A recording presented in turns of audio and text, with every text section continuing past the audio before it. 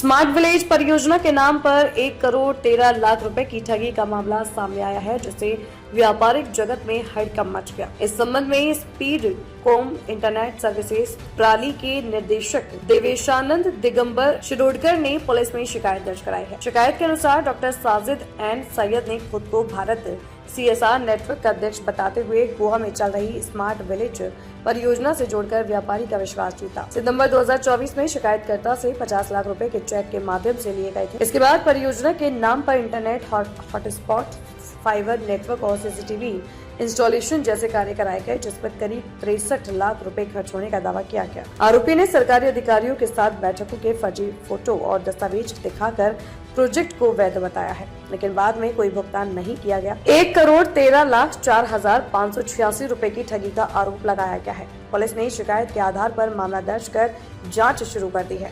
हा साजिद सय्यद नावाचा इसम आहे।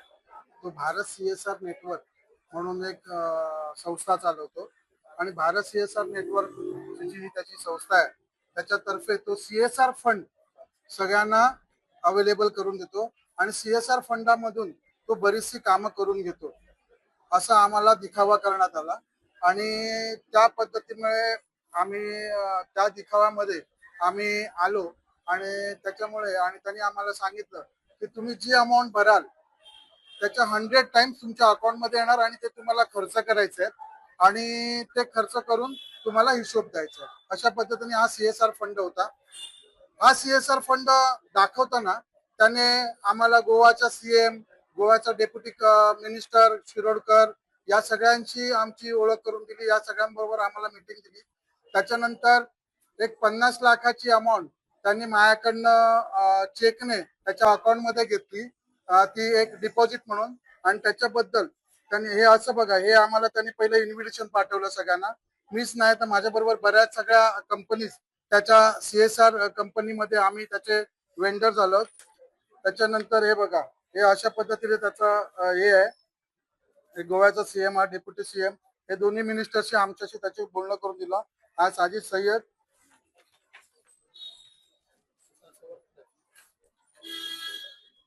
गोव्याचा डेप्युटी मिनिस्टर, त्याच्याबरोबर ही आमची स्पीडकॉमची टीम आहे पूर्ण। त्याच्यानंतर ही तिकडची फिशरीची कलेक्टर आहे। त्याच्यानंतर हे मला त्यांनी असं सर्टिफिकेट दिलं की तुम्हाला एम्पॉवरमेंट करून देतो। हा चंद्रकांत शेटकर म्हणून हा त्याचा दुसरा एक कलाकार आहे। हा तिकडे डेप्युटी कलेक्टर आहे गोव्यामध्ये आणि ह्याच्या सहीने आम्हाला याने हे एम्पॉवरमेंट त्याने सांगितलं तुम्हाला एम्पॉवरमेंट झाल्याचं। आम्हाला ह्याच्या सहीने चंद्रकांत शेटकरच्या सहीने आम्हाला त्यांनी एम्पॉवरमेंट केलं। त्याच्यानंतर सांगितलं असे बरेचसे कार्यक्रम त्यांनी आमच्याकडनं करून घेतले। त्या कार्यक्रमामध्ये बऱ्याचशा गोष्टी आमच्याकडनं करून घेतल्या। त्याचे पैसे आज तक त्यांनी मला दिले नाही। साधारण किती रुपयांचं त्याने चेक अमानत म्हणून घेतलेला आहे आणि जवळजवळ अजून माझा 1 करोड टोटल 1,20,00,000ची माझी फसवणूक झाली। अशा बऱ्याच जणांची वेगवेगळ्या पद्धतीने फसवणूक त्यांनी केली। पोलिसांकडनं किंवा पोलीस प्रशासनाकडनं आपली काय मागणी आहे? पोलीस प्रशासनाकडनं आता सध्या हीच मागणी आहे की त्याला अरेस्ट करावं, त्याला सोडू नये आणि त्याची बऱ्याच पोलिसांची चांगली खूप मैत्री आहे। तो भरपूर पोलिसांबरोबर आम्हाला मीटिंग करायचा। माझ्याकडनं त्याने बँड्रा पोलीस स्टेशनचं पण CCTVचं संपूर्ण काम करून घेतलं। गेल्या गणपतीमध्ये, या गणपतीत नाही त्याच्या आतल्या गणपतीमध्ये त्याने बँड्रा CSRच्या नावाखाली, या CSR कंपनीच्या ऍक्टिव्हिटीच्या नावाखाली बँड्रा पोलीस स्टेशनचं पूर्ण काम CCTVचं माझ्याकडनं करून घेतलं। त्याचं पण पेमेंट आजपर्यंत दिलं नाही। तर त्याच्यामुळे मी पोलीस ठाण्याला हीच विनंती असेल की त्याच्या बहकाव्यात न येता आणि त्याच्या भाषेमध्ये न येता त्याला अरेस्ट करावं आणि आमचे पैसे पोलिसांनी काढून द्यावे। ॲडव्होकेट भट्टाचार्य, जीत भट्टाचार्य ज्यांनी आता स्टेटमेंट दिली ॲक्यूजच्या अगेन्स्टमध्ये। आता त्याच्या तो जो ॲक्यूज आहे त्यांनी फक्त आमच्या कंप्लेंटला नाही टार्गेट केलं आहे, त्याच्या आधी पण अँटीसिडंट्समध्ये बरेचसे त्याच्यावर FIR आहेत जे नंतर उघडकीस येणार आहे आणि ज्याच्यामुळे तो सोसायटीसाठी थ्रेट आहे। असंच तो विक्टीम पकडतो आणि त्यांच्याकडून बराच पैसा लुटतो आणि त्याच्यासाठी आम्ही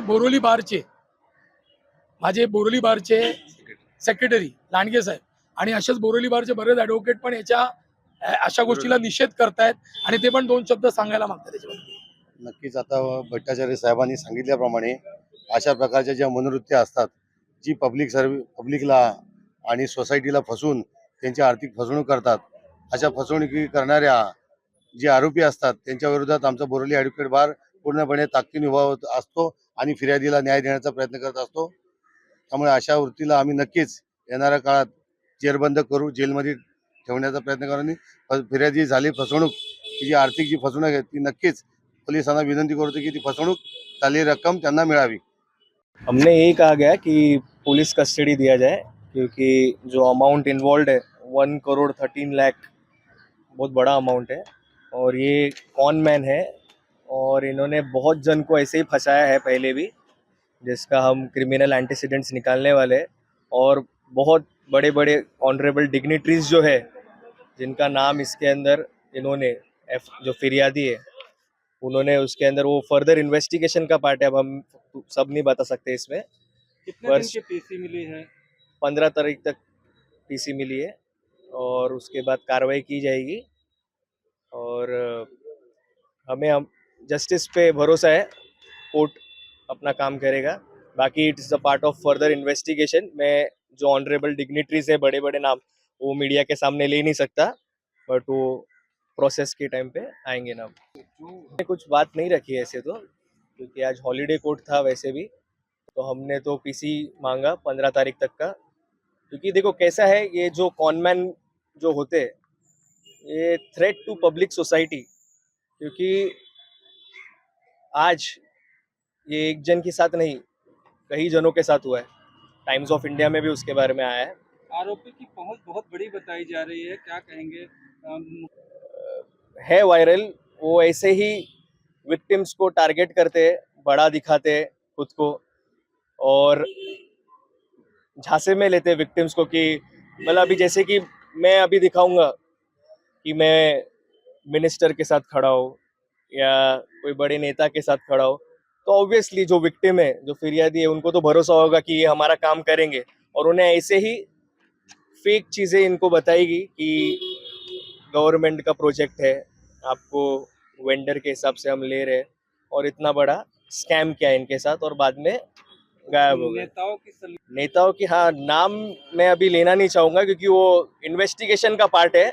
एफआईआर में तो बहुत बड़े बड़े जन का नाम इन्वॉल्व किया गया है, बट वो इन्वेस्टिगेशन का पार्ट है, तो मैं इसके बारे में कुछ ज़्यादा बता नहीं पाऊंगा।